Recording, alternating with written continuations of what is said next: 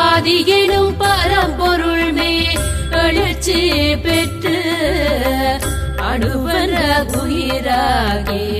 அணுக்கள் கூடி மோதி இணைந்து இயங்குகின்ற நிலைமை கேட்ப மூலகங்கள் பலவாகி அவை இணைந்து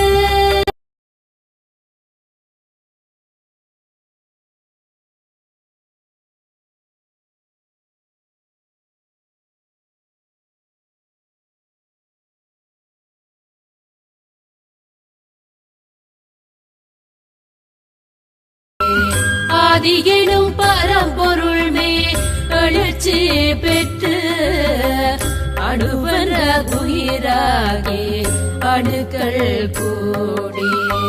மோதி இணைந்து இயங்குகின்ற நிலைமை